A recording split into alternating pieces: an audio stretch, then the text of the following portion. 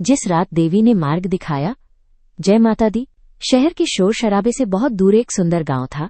ऊंचे हरे पेड़ों, शांत पहाड़ों, बहती नदियों और एक गहरे तालाब से घिरा हुआ। वह तालाब एक अंधेरी प्राचीन गुफा की ओर जाता था। गांव वाले मानते थे कि ये तालाब पवित्र है, इतना पवित्र कि हर किसी को उसके पास जाने की अनुमति नहीं थी। कहा जाता था कि वो तालाब सुनता है और परखता है। उसी गांव में एक लड़की रहती थी, शांत, निडर और अत्यंत भक्त। वो कम बोलती थी इसलिए नहीं कि उसके पास कहने को कुछ नहीं था, बल्कि इसलिए कि उसका हृदय कोमल और स्वभाव संकोची था। गांव वालों ने उसकी चुप्पी को गलत समझा। वे उसकी बातें बनाते, उसके स्वभाव पर प्रश्न उठाते और उसे अक्सर उपेक्षित महसूस कराते। फिर भी वो निष्कलंक रही। उसके ईश्वर के प्रति समर्पण ने उसे ढाल दी, कठोर शब्दों की चोट से बचाने वाली ढाल। कुछ समय बाद उसे पास की एक कैंटीन में नौकरी मिल गई। जीवन बदलने लगा। उसने मेहनत से काम किया, जिम्मेदारियों को संभाला और धीरे धीरे अच्छी कमाई करने लगी। पहली बार उसे आत्मसम्मान, स्वतंत्रता और आशा का अनुभव हुआ। एक रात काम असाधारण रूप से अधिक था। वो देर रात तक रुकी जब तक अंधेरा सड़कों को निगल नहीं गया। बैग लेने के लिए जैसे ही वो अंदर गई, एक अजीब सी अनुभूति ने उसे घेर लिया, एक ऐसा आभास जिसने उसके रोंगटे खड़े कर दिए। रात कुछ ज्यादा ही भारी लग रही थी। फिर भी उसने अपने मन को संभाला और घर की ओर लंबी पैदल यात्रा शुरू की। अचानक सब कुछ गलत लगने लगा। जिस रास्ते पर वो चल रही थी वह अनजाना था। नए चेहरे उसके पास से गुजर रहे थे। अजीब पेड़ खड़े थे जिन्हें उसने पहले कभी नहीं देखा था।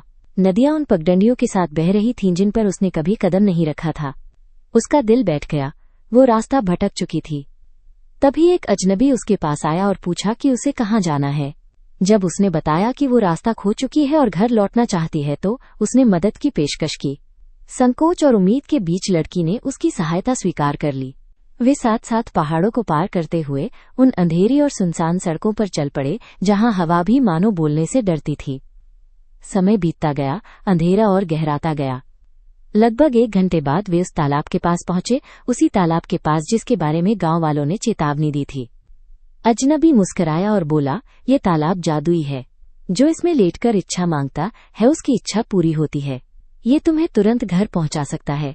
लड़की के मन में संदेह जाग उठा। शांत स्वर में उसने उससे कहा कि वो पहले कोशिश करे। वो मान गया और पानी में उतरा, पर पानी ने उसे बाहर धकेल दिया। बनावटी मुस्कान के साथ उसने कहा कि तालाब ने उसे इसलिए ठुकराया क्योंकि उसकी इच्छा पहले ही पूरी हो चुकी है। अब जोर देकर उसने लड़की से कहा कि अब उसकी बारी है। जैसे ही लड़की ने तालाब की ओर कदम बढ़ाया, एक तेज आवाज गूंजी। वो मुड़ी। जो उसने देखा उसने उसकी रगों में खून जमा दिया। एक स्त्री एक छोटे बच्चे को घसीटते हुए तालाब की ओर ले जा रही थी, उसकी बलि दे रही थी। वो दृश्य अविश्वसनीय, भयावह और अकल्पनीय रूप से क्रूर था। बिना सोचे समझे लड़की पीछे हटी पत्थरों पर से छलांग लगाई और दौड़ पड़ी।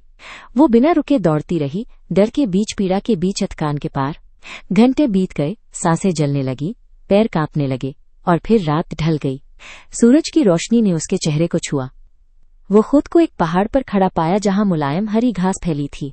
यूनिकॉर्न, सफेद घोड़े, भूरे घोड़े और शांत गायें चारों ओर चर रही थीं। हवा पवित्र थी। संसार सुरक्षित लग रहा था। किसी ने उसे परेशान नहीं किया। दृश्य अलौकिक था, दैवीय।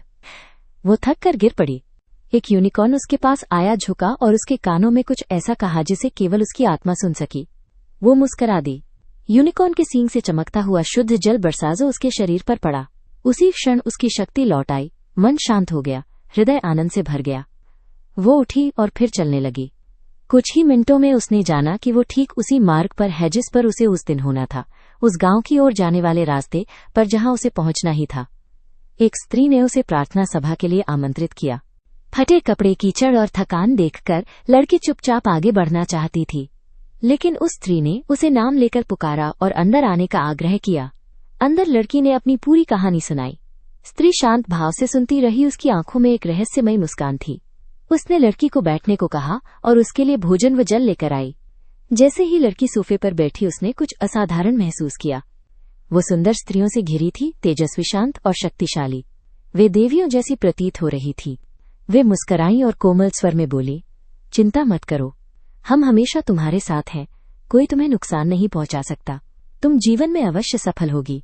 जो बीत गया उससे मत डरो और जो आने वाला है उससे भी नहीं। थाली हाथ में लिए लड़की ने उनके चेहरों की ओर देखा और समझ गई। वे वास्तविक थीं। जिन देवी माताओं की उसने जीवन भर प्रार्थना की थी वे उसके सामने बैठी थीं। उन्होंने उसकी रक्षा की थी, उन्होंने उसे मार्ग दिखाया था, उन्होंने उसे बचाया था। कृतज्ञता से भरकर लड़की ने सिर झुकाया, हाथ जोड़े और प्रणाम किया। उसकी आंखों से आंसू बह निकले, डर के नहीं भक्ति के। वो स्वयं को धन्य महसूस कर रही थी, वो स्वयं को चुना हुआ महसूस कर रही थी, वो स्वयं को सुरक्षित महसूस कर रही थी। और उस दिन के बाद उसने कभी संदेह नहीं किया। सच्ची श्रद्धा रखने वालों को विश्वास कभी नहीं छोड़ता। उसके हृदय में एक शांत बोध उतरा। तालाब पवित्र नहीं था, वो एक परीक्षा था। अजनबी मार्गदर्शक नहीं था, वो दयालुता के मुखौटे में छिपा प्रलोभन था। अंधेरा बाहर नहीं था, वो वहां था जहां आस्था नहीं थी। उसे समझ आ गया कि वो हमेशा अलग क्यों रही, क्यों अकेलापन उसकी परछाई बना रहा। हर आत्मा भीड़ में घुलने के लिए नहीं बनी होती। कुछ आत्माएं मौन, संघर्ष और गलत समझे जाने से गढ़ी जाती हैं, क्योंकि उन्हें वे रास्ते तय करने होते हैं जिन्हें बाकी लोग सह नहीं पाते। देवियां उसका भाग्य बदलने नहीं आई थीं, वे उसे उसकी अपनी शक्ति याद दिलाने आई थीं। उसकी भक्ति उस रात से बहुत पहले ही उसकी रक्षा कर रही थी। उसका निडर होना भय का अभाव नहीं था, बल्कि उस आंतरिक स्वर को सुनने का साहस था जब खतरा झूठ बोलता है। और ब्रह्मांड ने उत्तर दिया था, केवल चमत्कारों से नहीं बल्कि उन संकेतों से जिन पर उसने विश्वास किया। जब वो फिर से संसार में लौटी तो उसने ये सत्य अपने हृदय में बसा लिया, जो शुद्ध आस्था के साथ चलते हैं वे कभी सच में भटकते नहीं, जो अपनी अंतःप्रज्ञा सुनते हैं वे कभी अकेले नहीं होते, और जिन्हें दैवी संरक्षण प्राप्त होता है उनकी परीक्षा होती है उन्हें तोड़ने के लिए नहीं बल्कि जागृत करने के लिए। जुड़े हुए हाथों और स्थिर हृदय के साथ वो उठी, अंधेरे से बची हुई नहीं बल्कि अपने भीतर के प्रकाश को पहचान चुकी आत्मा के रूप में। देवी बाहर नहीं भीतर निवास करती हैं, वही भीतर की अग्नि है और वही शांति की शीतल छाया। जब क्रोध में धर्म जलता है वह दुर्गा बन जाती है, जब करुणा में मन ठहरता है वह पार्वती बन जाती है। वो हमसे अलग नहीं, वो हम ही हैं। मेरे भीतर एक देवी रहती है, कभी अग्नि बन अन्याय को भस्म करती, कभी मौन बन आत्मा को थाम लेती। वो शक्ति भी है, वह शांति भी, मेरे अस्तित्व की हर सांस में समाई। देवी को खोजो मत मंदिरों में, वह तुम्हारी चेतना में विराजती है। वही भीतर की ज्वाला है और वही मौन की मर्यादा। कहानी अच्छी लगी तो लाइक और सब्सक्राइब जरूर करें।